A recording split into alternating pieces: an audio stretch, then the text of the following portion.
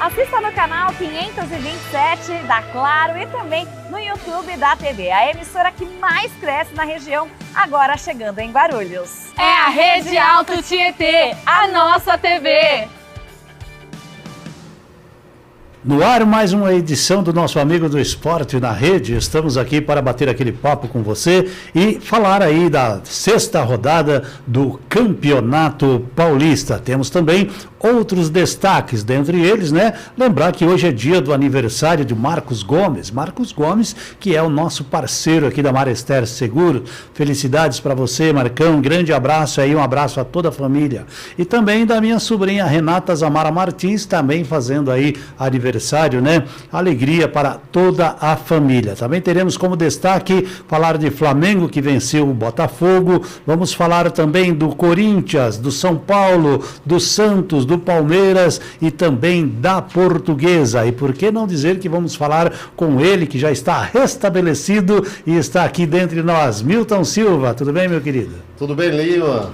Satisfação enorme estar de volta aqui ao Amigos do Esporte e compor essa mesa. Não deixamos de acompanhar, Lima. Estivemos aí algumas 2 semanas ausentes, mas não deixamos de acompanhar e a gente nota já a grande audiência do Amigos do Esporte aqui no Pod e também na TV.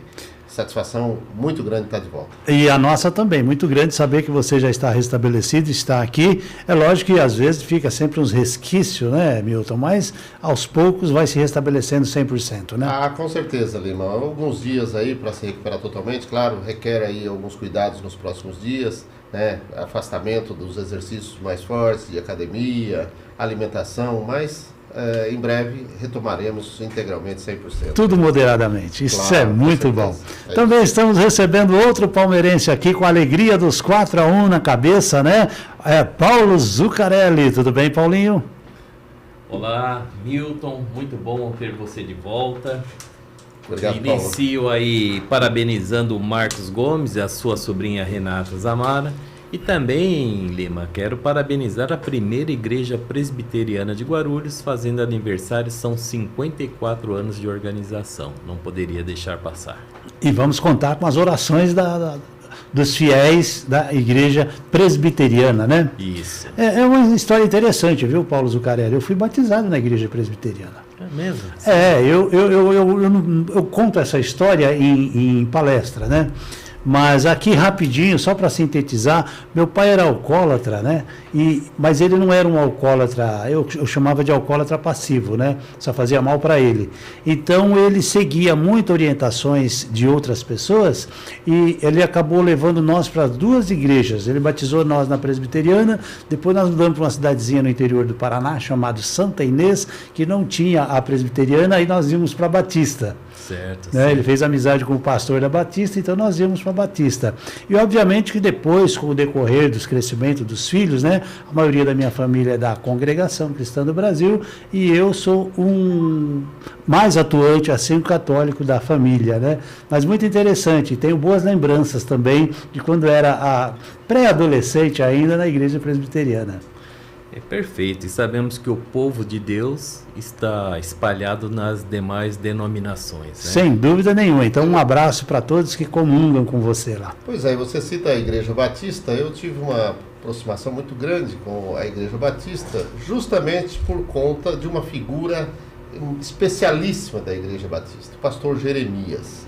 O pastor Jeremias é um grande catequizador, um grande defensor das causas sociais, e ele atuou muito intensamente na Igreja Batista aqui em Guarulhos e em São Paulo, também no Rio de Janeiro, e hoje está na Bahia evangelizando.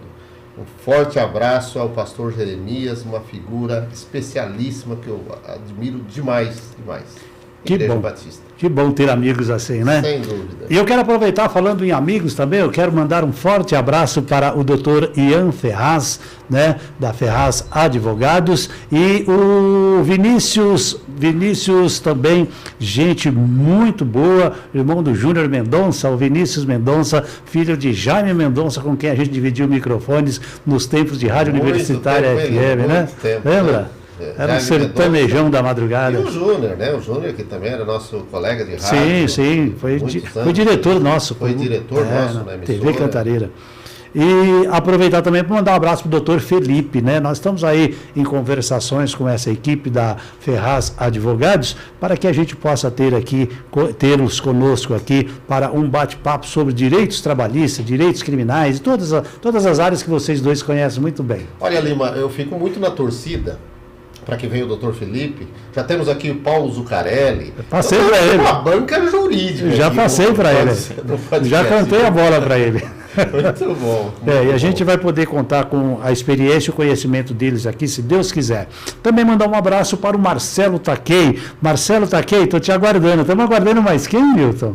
Quem que nós estamos aguardando? Estamos aguardando aí o Ronaldo Batista de Abreu, estamos aguardando aí o Hamilton Ferreira Pinto, estamos aguardando aí Paulo César Dalbello e nós vamos aí conversar, né? Pois é, vamos pedir para que eles mantenham nós aqui no YouTube, na TV Rede Alto Tietê, para que a gente possa fazer a alegria dos dedos mágicos do Abner ali, a quem a gente também agradece pelo carinho e pela atenção que tem conosco aqui. O Dalbello já é conhecido do podcast aqui, porque já esteve conosco. Já, Dalbello 2 vezes já. Já faz parte do time. Ele fez uma cobertura para você aqui. Verdade. Esteve aqui. E é convidado nosso para estar aqui. Representados aqui, diga-se de passagem. E é convidado para estar aqui sempre que quiser. Nós já temos aí bastante gente já dando uns toques aí, Paulinho. Temos sim, temos o Luiz Fernando, grande goleirão dos embalos de sábado à noite, o Andrei Zuccarelli, o Fábio Iengo da Mecânica Endres, tá aí mais um que poderia ser o patrocinador do nosso podcast. Cláudio Rodrigues, a Lara Zuccarelli, Reinaldo Gomes, tá? Douglas Antunes, lá de Campinas, hein? Esse foi lá e viu o Verdão passear sobre o Guarani dele. O verde sobre o verde. Douglas Antunes é um bugrino e tá falando aqui, ó. Meu Guarani foi goleado pelo seu Palmeiras. Vanderlei Souza Barros está conosco. Lá de Londrina, meu primo. Joel Cecílio, Matias Pinheiro e o Jonatas Felipe. Jonatas Felipe é o pai do Heitor. Deixa eu aproveitar a sessão Maguila aqui. Tem gente mandando um abraço para você. Opa, muito bom. Eu quero mandar um abraço para o meu sobrinho, Gadel, que ontem eu tive a grata satisfação de assistir ao primeiro show dele enquanto cantor profissional, lá no Teatro Cacilda Becker, ali na Lapa de cima. Uma apresentação magnífica. Qual é o ritmo dele? Ele é uma MPB, mas é uma MPB mais no estilo Caetano, Djavan, nessa linha, não é? Podemos dizer MPB raiz, né? Raiz. MPB mais tropicália. Mais tropicália mesmo. Né? Chico, essa turma aí. Inclusive bacana, cantou algumas do Djavan, cantou do Caetano. E aceitaria um convite para vir aqui no podcast? Com certeza. Então está a seu cargo. Com certeza. Gadel esteve muito aplaudido lá no Teatro Cacilda Becker na noite de ontem e foi uma satisfação muito grande. Então está a seu cargo aí o convite para ele. Farei o convite com muita honra, com certeza. Pois é, então falamos aqui de música, falamos das nossas igrejas, né? Vamos falar também então um pouquinho de futebol, de bola, porque o Amigos do Esporte na Rede é bola na rede. Agora eu quero que vocês comentem aí o jogo do Flamengo que venceu ao Botafogo e faturou aí o tricampeonato da Supercopa do Brasil, onde teve alguém se destacando, alguém chamado Bruno Henrique. O Flamengo sobrou. Vamos logo no ponto. O Flamengo sobrou. O Flamengo é um time que está pronto, um time que tem um elenco fabuloso. Felipe Luiz, por incrível, ele tem mais títulos do que derrotas. Já conquistou mais títulos com o Flamengo do que propriamente derrota, que só foi derrotado uma vez. O Flamengo é um time muito acertado, se valendo dos seus valores individuais. O Bruno Henrique é fantástico, é aquele jogador que gosta de clássicos. E ontem, mais uma vez, ele acabou com o jogo.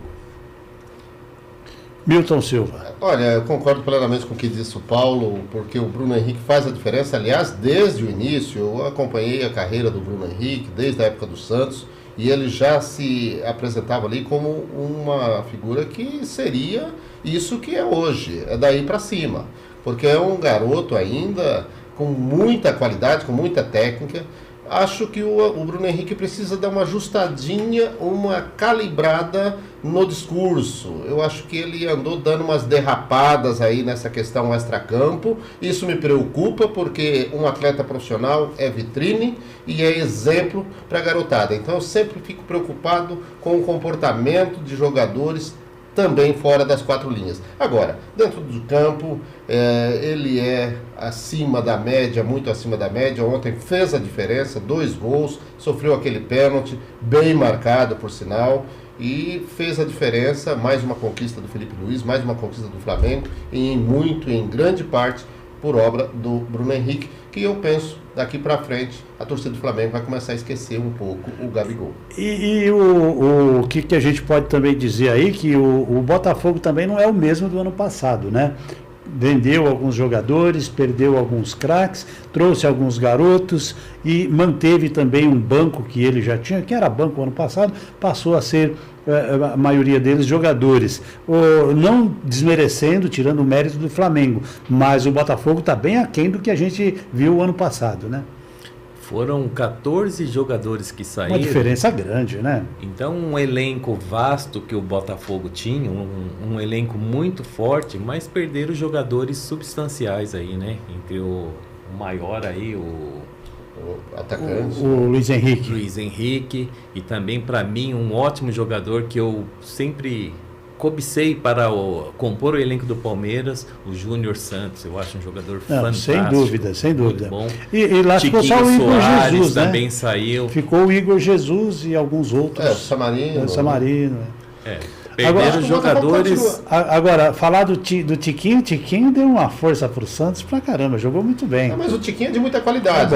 Bom de muita jogador. qualidade, né? Um jogador que já tem uma certa idade, porém, para a posição de atacante, de área, isso não pesa muito. E ele é um jogador de muita qualidade técnica. No Botafogo, ele vinha não tendo muitas oportunidades, obviamente, em razão da força da concorrência. Da concorrência, não é? Luiz Henrique ali, ocupando aquele espaço, não teria como. Mas sempre entrando no final do jogo e correspondendo. Acho que o Santos fez uma belíssima contratação. Em 2023, que o Tiquinho foi artilheiro, né? Sim, que jogou muito. Depois ele sofreu uma contusão. Sim. E quando voltou não teve o mesmo espaço, né? Mas o Botafogo segue um time forte. O Botafogo, apesar de ter tido vários desfalques por conta da janela de transferências, o Botafogo mantém um bom time. Agora, precisa de algumas peças de reposição? Precisa.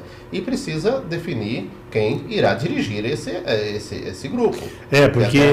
Porque já está na metade do Campeonato Carioca, né? Já perdeu esse título aí, que é um título de um jogo só. Mas é conquistas anteriores que valem para que você jogue um jogo só e tenha lá uma taça a mais lá no seu arquivo, né? Com esse foco aí, talvez eles busquem alcançar o Palmeiras aí, né, Paulo?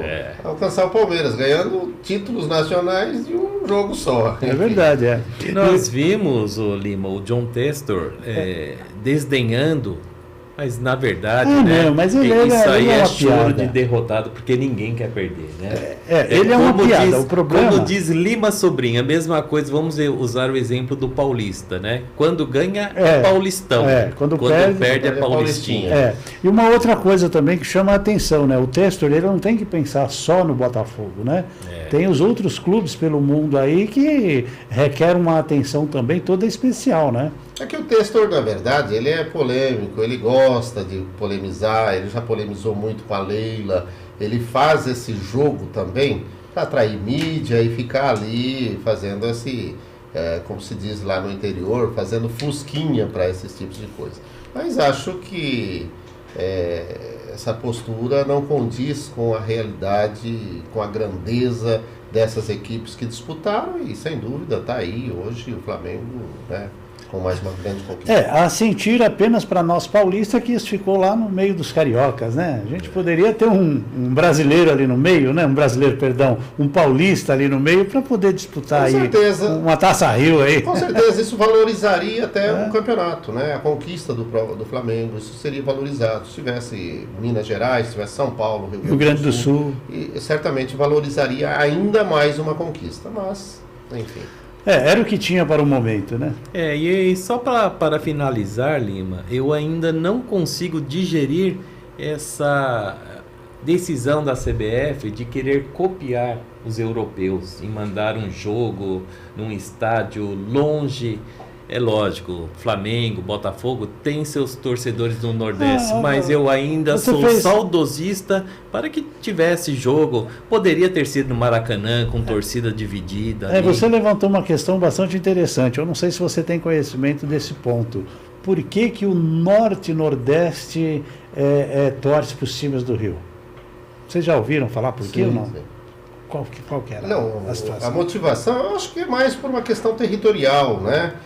O Rio de Janeiro, ele é mais presente na vida do povo daquela região do Brasil do que São Paulo. Toda vez que alguém imagina sair daquela região para buscar os grandes centros, pensa primeiro o Rio de Janeiro. São Paulo é uma segunda opção. E acho que em razão disso, e também por força da mídia, né? Porque do televisionamento elas entram dos muito jogos, né? forte naquela região. Eu vou frisar para vocês. Tudo isso que vocês falaram, mas tem um ponto muito importante. As rádios ondas curtas. Porque as rádios ondas curtas do Rio de Janeiro abrange aquela região e o pessoal não tinha televisão, era só ouvir rádio. E ouvir rádio você tinha que ouvir jogos, gosto de futebol. Quem eram as principais equipes? Nós tínhamos, lógico, Santos, Corinthians, São Paulo, Palmeiras, só que os times do Rio, as transmissões eram mais focadas para aquela região por causa das ondas curtas. E quem pode falar de ondas curtas é porque nós tivemos a radiodifusora... Ondas curtas, né, Lima? Perdão. Por longo período. A radiodifusora Ondas Curtas, que pertencia à Rádio Universitária FM, nós fazíamos as duas rádios. E aonde que a gente recebia? Olha só, recebia cartinhas. Não era e-mail nem WhatsApp. Era papelzinho mesmo, escrito à mão. Sul de Minas Gerais. Muita gente de Minas Gerais. Muito interessante. Ouvia a gente no rádio. Agora, você fala das ondas curtas.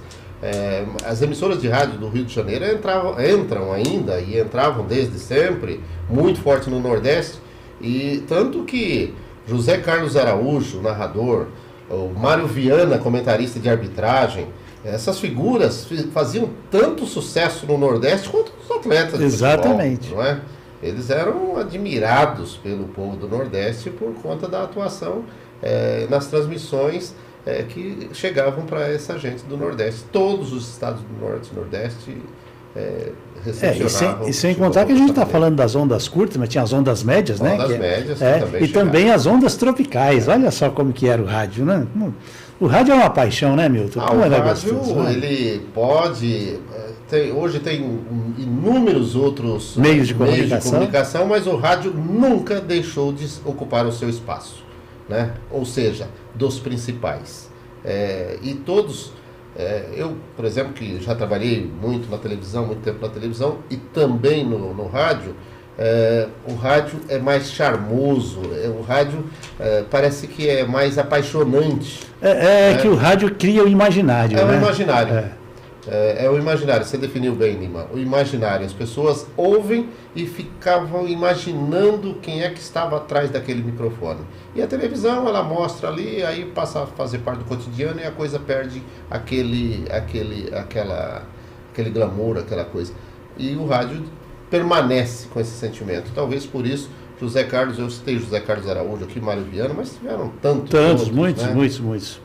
Bom, nós falamos aí então de Flamengo que venceu ao Botafogo, conquistou mais um título para o seu as suas prateleiras, né? Vamos entrar então um pouquinho aqui já, porque daqui a pouquinho nós vamos fazer um intervalo, mas dá tempo a gente fazer aqui o que aconteceu do primeiro jogo, não o primeiro jogo, mas o primeiro com os grandes clubes que a gente comenta aqui, o Corinthians que venceu ao Noroeste por 2-1, com gol de Thales Magno, que está sendo chamado de Thales Mágico, né? E Igor Coronado. O Corinthians venceu aí ao Noroeste por 2-1 pela 6ª rodada do Campeonato Paulista. O resultado levou o Timão aos 15 pontos e fez a equipe de Ramon Dias superar aí na metade do torneio a campanha do ano passado. Olha só, o Corinthians no ano passado conquistou apenas 14 pontos e poderia até ter caído, né? Ou como ficou fora daquela decisão onde entra mais os chamados, né? Como é que chama lá? O principal de cada chave lá? Os cabeças de chave, isso. Os cabeças de chave, o Corinthians ficou fora. Agora, esse resultado também faz com que o Corinthians, o São Bernardo e o Mirassol se mantenham aí com 15 pontos, liderando aí os três essa competição, onde a gente esperava alguma coisa diferente também aí, né, Paulo? Verdade, Lima. O Corinthians vem, eu acho, com uma bela campanha. Muito se falou da derrota, mas eu acho que não foi um resultado normal, como se diz, né? Clássico é clássico e vice-versa. Então a derrota para o São Paulo foi um resultado normal, assim como veio o São Paulo e perdeu para o Santos. É briga de cachorro grande, né, Milton? Com certeza, Paulo. Eu acho que você define bem. Derrota para o São Paulo em nada abala o bom momento do Corinthians, e que não é do Campeonato Paulista, mas do Brasileiro. 9 rodadas finais com 9 vitórias, deu sequência e retomou a sequência de vitórias. Esse percalço aí diante do São Paulo, absolutamente normal, como poderia ser a favor do Corinthians, não seria nenhuma surpresa. Agora, o Corinthians dá amostras de que veio realmente para brigar por título, e o Corinthians é forte, todos sabemos, se reencontrou, tem jogadores que têm qualidade excepcional. Ainda temos aí a ausência do Garro, que não tá no seu melhor condicionamento, né? Físico. E assim que voltar, com certeza vai fortalecer ainda mais essa equipe. E o Thales Mágico, que está fazendo, sabe, está enchendo os olhos do torcedor. Dá gosto de ver. Jogando mais uma vez um golaço. Pude ver o gol que ele fez. E juntando tudo isso também, ainda tem a molecada da base, né? Tá subindo bastante gente. Que hoje vai compor o jogo, elenco, né? Aproveitando aqui, o Luiz Fernando fala isso, Lima. Corinthians jogou sábado e vai jogar hoje. E vai com o time reserva pensando no derby. Acha certa essa escolha? Na verdade, não é uma escolha, né? Esse calendário maluco que os times brasileiros enfrentam, levou isso. Corinthians jogou no sábado e hoje, obrigatoriamente, vai ter que compor o seu time com a molecada do terrão.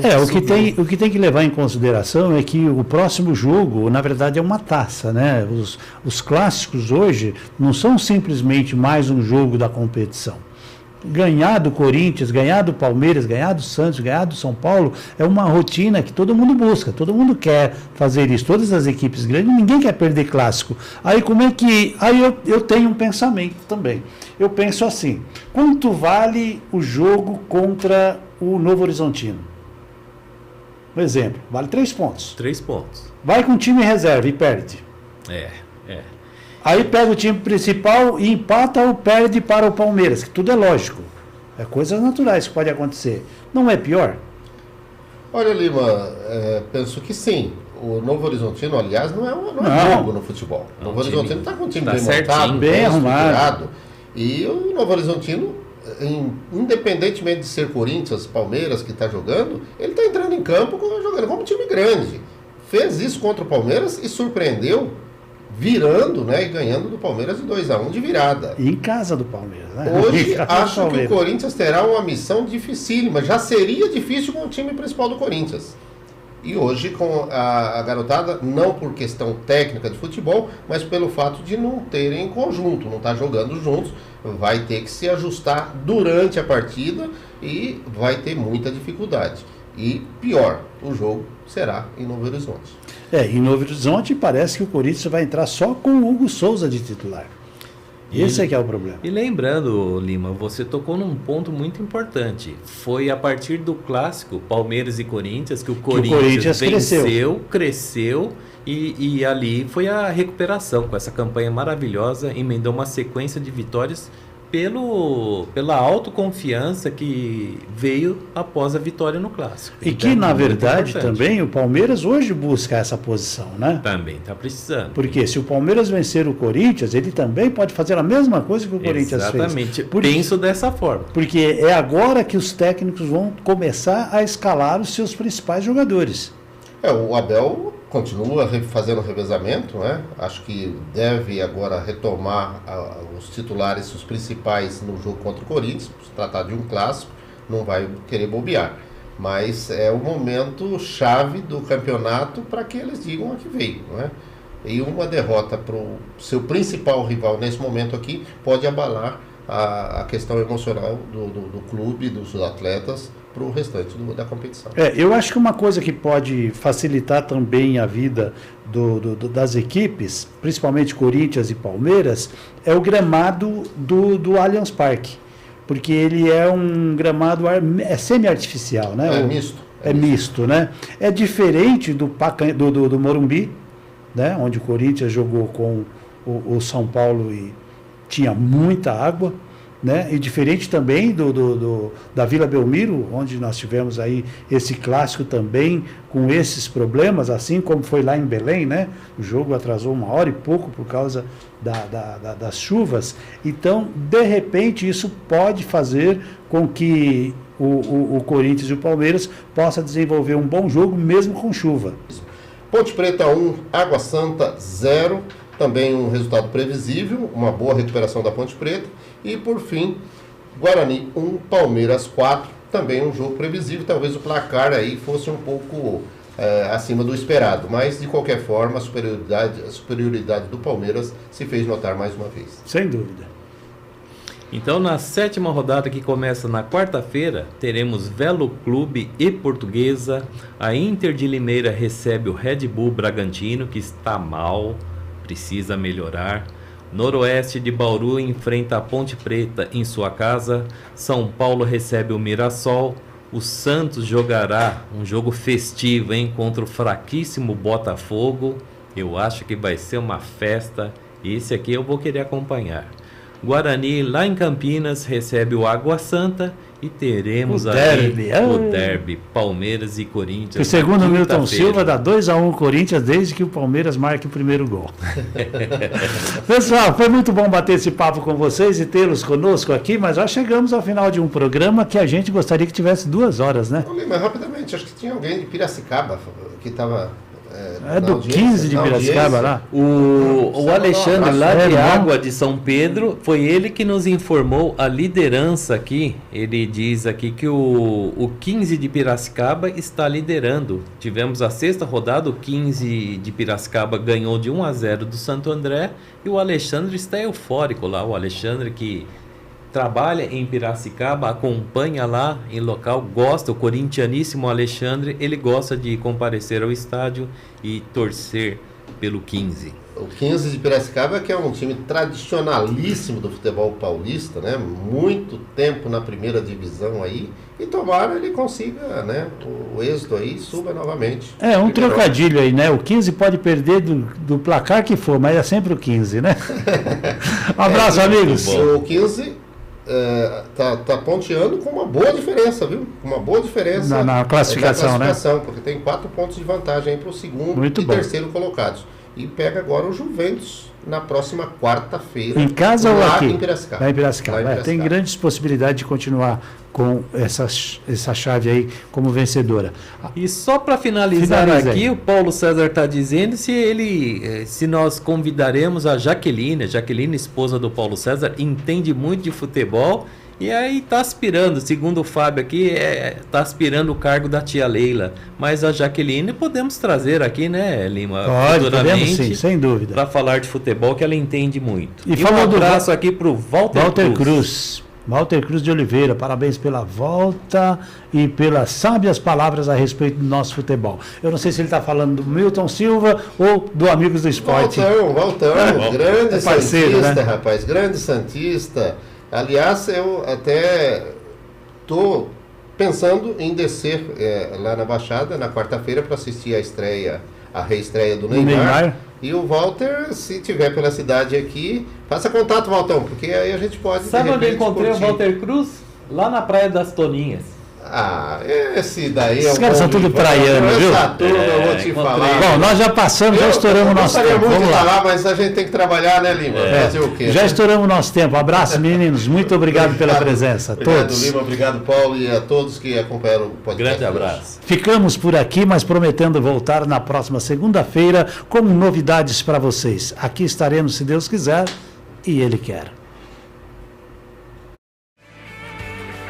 Assista no canal 527 da Claro e também no YouTube da TV, a emissora que mais cresce na região, agora chegando em Guarulhos. É a Rede Alto Tietê, a nossa TV.